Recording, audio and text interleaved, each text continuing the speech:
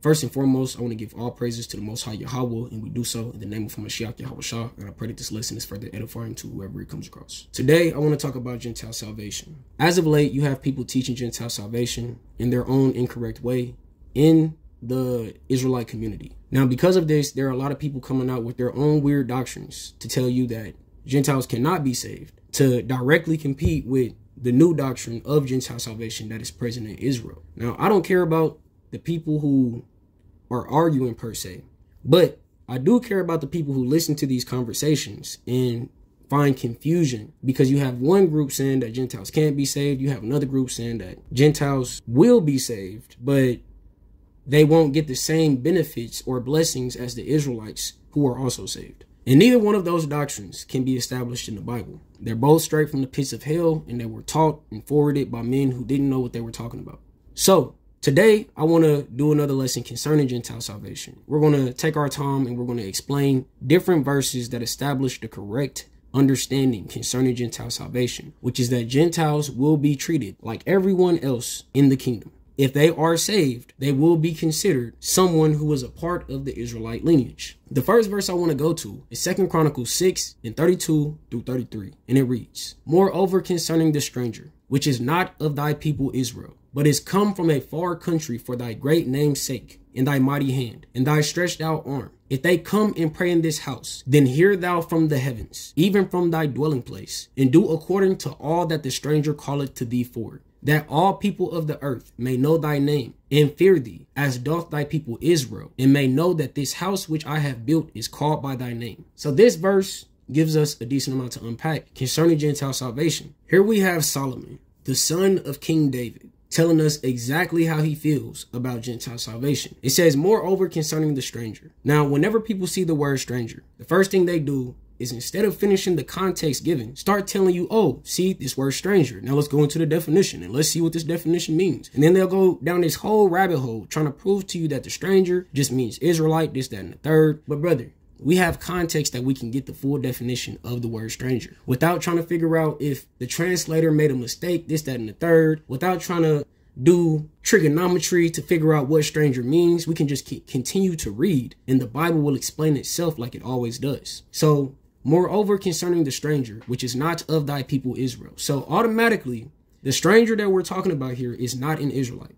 People will say, oh, it could be talking about someone who is an Israelite, but they're not a part of the Israelite nation. First of all, do you think that King Solomon is not able to understand if someone is an Israelite, but just from a faraway nation? Why would he not just say that to the Most High if that was the case? If he was talking about Israelites that were not in the land, why would he not just say, if an Israelite comes back to his people Israel, then please hear their prayer? But instead he said, no, if there's a stranger which is not of thy people Israel in any way, meaning they are not living in Israel, they're not an Israelite living in a far land, they're not anything concerning the Israelites in any way, they're not related. It says, but is come from a far country for thy great name's sake. So this person is coming outside of the borders of Israel. And why is that? Is it because they're an Israelite traveling? No, it's because they're coming from a Gentile land. If you were born in Israel, more than likely you would already be an Israelite. So instead, we're talking about people who are Gentiles. And because of that, we have to establish that they're coming from a land outside of Israel. Moving forward, but is come from a far country for thy great name's sake, and thy mighty hand, and thy stretched out arm. If they come and pray in this house, then hear thou from the heavens. Let's pause. Here we see that Solomon, King David's son, by the way, not someone who's teaching today, Solomon, King David's son, a smart man. He said that if a Gentile, a stranger, a heathen, whatever you want to call it, if they come to the house of the Lord and they pray, he asked the Lord to hear the prayer of the Gentile from the heavens. If the Israelite nation was strictly against Gentiles being saved in any way, if our ancestors was like how our people are today, and they immediately told a Gentile, this Bible ain't got nothing to do with you, go away, then why would Solomon be sitting here saying, if a heathen comes and prays in the house of the Lord, by the way, hear what they have to say? Okay, then let's continue. Let's continue. Because obviously that's not how our people was. They weren't telling Gentiles to go away. Instead, they were promoting Gentiles finding the faith and worshiping the same deity that we as Israelites worship today. But let's continue. It says, then hear thou from the heavens, even from thy dwelling place, and do according to all that the stranger calleth to thee for, that all people of the earth may know thy name, and fear thee, as doth thy people Israel, and may know that this house which I have built is called by thy name. So, not only did it ask for the stranger's prayer to be heard, but King Solomon also asked for the Most High to answer the prayer of the Gentile by doing all that the Gentile requests. Obviously, as long as the request is a righteous prayer. But he's asking the Lord, if a heathen comes to the house of the Lord to pray, and he asks you for something within his prayer, can you please help him with whatever he needs help with and do that for him in righteousness? So now I have a question, and it's a basic question, but it's important for this lesson. Say a random Gentile decided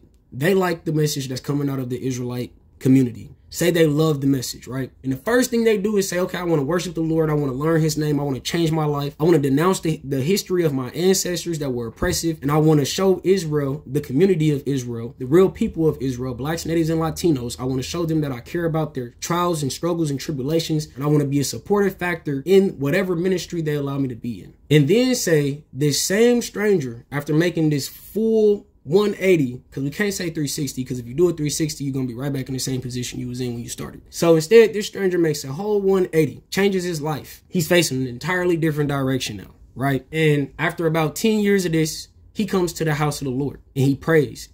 What do you think is going to be one of his prayers? After being fully exposed to the Israelite faith, whether it's known to the Israelites that are teaching it or not, after being fully exposed to it and believing in it and practicing in it and finally finding a way to be in the house of the Lord, you don't think that stranger would go in that temple and ask for salvation? You don't think that he would go to the house of the Lord and ask, how do I be saved? And if King Solomon is asking the Lord in his prayer to answer the Gentile in their prayer, and the Gentile decides to pray for a way to salvation based on Solomon's prayer, they would be able to receive salvation. But that's not all I have to say, so let's keep moving forward. So Ezekiel 47:22, and it reads, and it shall come to pass that ye shall divide it by lot for an inheritance unto you, and to the strangers that sojourn among you, which shall beget children among you, and they shall be unto you as born in the country among the children of Israel. They shall have inheritance with you among the tribes of Israel. So now let's talk about this verse, because every time someone uses this verse, whether it be against Gentile salvation or the recent uses for it to teach Gentile salvation in like the bootleg way, it's always butchered. But right here it says that it shall come to pass that you shall divide it by lot for an inheritance unto you. So this is talking about the inheritance of the Israelites. This is in the book of Ezekiel. So this isn't talking about the first inheritance we had around the time where the Levites didn't get an inheritance and we had just got the land of Israel. This is not talking about way back then, that inheritance. This is talking about the inheritance we will receive whenever we are given salvation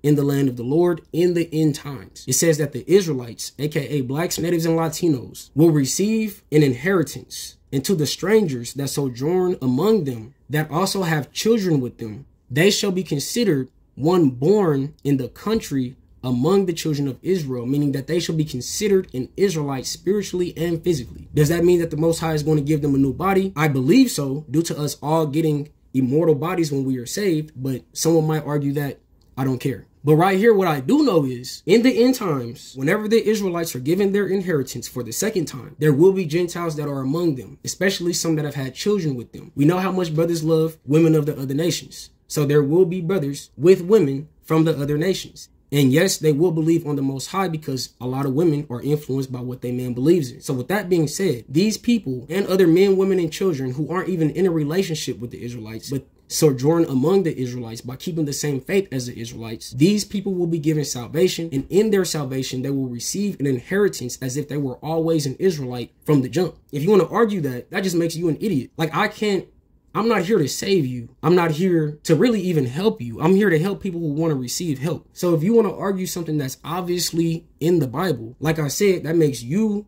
a special individual. When we move to 2 Ezra 2:23, we get deeper into the Gentile salvation conversation.